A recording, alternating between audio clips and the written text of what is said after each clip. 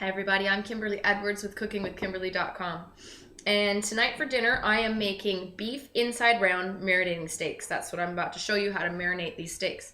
Now, when it says marinate these steaks, marinate them. Don't not marinate them, throw them on the barbecue and hope for the best. Like no one's ever thought of that before, because everybody's probably tried to do that before, and you'll be sadly disappointed. The meat will be very, very tough and gross. It'll be like a piece of leather or a hockey puck to try and eat on, and it's not nice at all. If it says marinate, just marinate it. Do it. Do it to it. Even if you can just do it for a little while, do it to it, because it just softens it up. It tenderizes that meat, okay?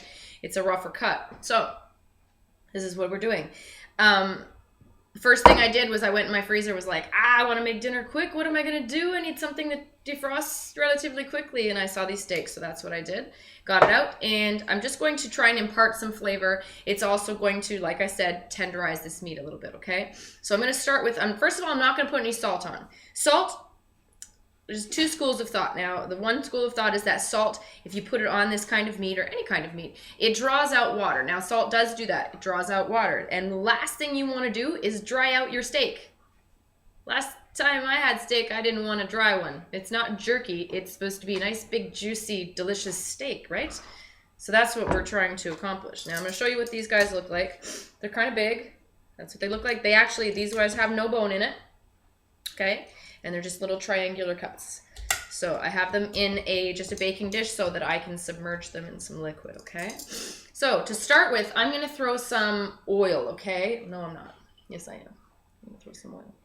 So I'm going to shake this up. This is actually a bread dipper that I have, but the base is olive oil. It's basil and sun-dried tomato, and it sounds good to me. And that's what I'm going to use tonight. Oh, okay. Beautiful. So I'm over top. Okay. Be somewhat generous. That looks like it's about, I don't know, probably 3 tablespoons at least, okay? Then I'm going to add a little bit of wine. This is port wine. I'm not going to tell you what brand. It's on Canadian port wine. And in goes that. Okay. This is kind of my secret ingredient. Don't tell anyone. No, just kidding. Balsamic vinegar. Now, I don't put a lot, but I like the flavor of it, and I think it tenderizes the meat nicely. So I put a little bit of that in. It makes it a little more rich, too. Pepper. Freshly cracked pepper all over. Again, no salt. I'm not putting salt on. When you put salt on, you do want to put salt on eventually. When you put salt on your steak is when you take it off the barbecue or out of the grill or from out of the broiler, okay? That's when you sprinkle some salt on it. That's when it's really good. All right, bay leaf is going in because it's just going to be sitting here nice and soaking. Lovely. Use my crappy little bay leaves that are like half pieces and stuff for my marinades. Okay. And I'm going to also put a couple chili flakes. Now you can also mince up some garlic. You can slice up some onion. I'm not doing that tonight. It's all good. Some chili flakes on top. And this is just a mixture of basil, parsley, and oregano. I'm not putting a lot, but just a little bit. Get a little bit more flavor out of that. Okay? And this is what it looks like at this point. So I'm just going to turn it over, make sure that everything's coated with this beautiful marinade.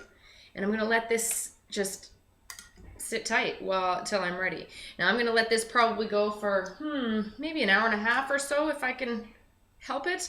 I'm actually just going to wait until everyone's here and ready to eat, and then I'm going to throw it on the grill. And so it should be able to just marinate and sit here and soak up those flavors for the next couple of hours. That'd be awesome. So that's it. Marinating steak is very simple. Hold on, sit tight. You also could put a little bit of lemon zest in here. That's very nice. I've often done beef with beer. Beautiful. Tastes delicious, delicious, delicious. Don't worry about the alcohol in it. When it cooks off, the alcohol dissipates. You're just going to get a little bit of the flavor of whatever the alcohol was you used. And that's it. So I'm going to barbecue steaks tonight. That's what's going on. That's my Thanksgiving Saturday. American Thanksgiving Saturday. We're in Canada. We actually had Thanksgiving last month. Don't feel bad for me. I'm having steaks. Okay?